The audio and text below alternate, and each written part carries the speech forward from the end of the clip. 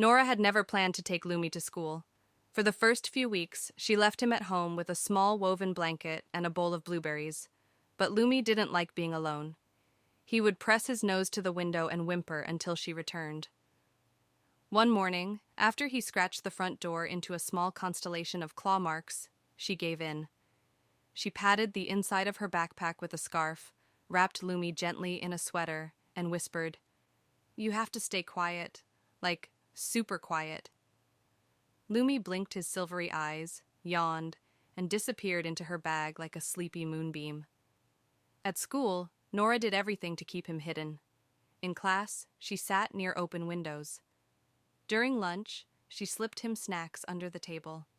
She made excuses to skip gym and spent those periods in the library where Lumi napped between the stacks like a tiny guardian spirit. But hiding magic is never easy.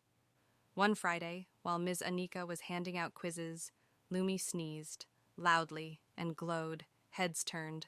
Someone shouted, "What was that?" Nora panicked, stuffing her bag under the desk, but it was too late.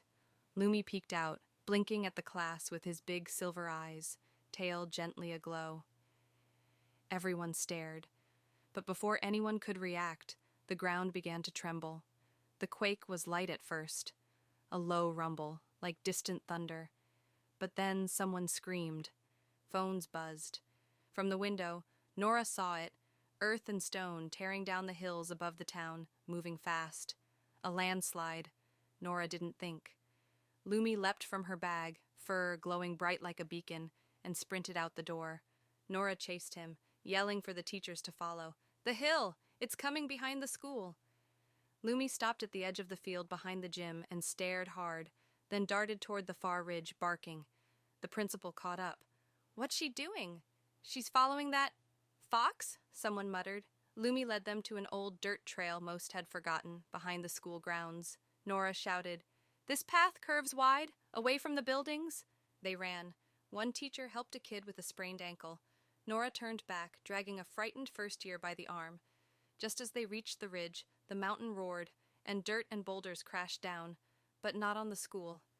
The landslide split at the ridge, flowing into the wild brush and old farmland on the opposite side, sparing homes, shops, the school. Everyone was safe. Aftermath. The town was shaken, but not destroyed. The landslide missed the neighborhoods entirely. Emergency crews were amazed.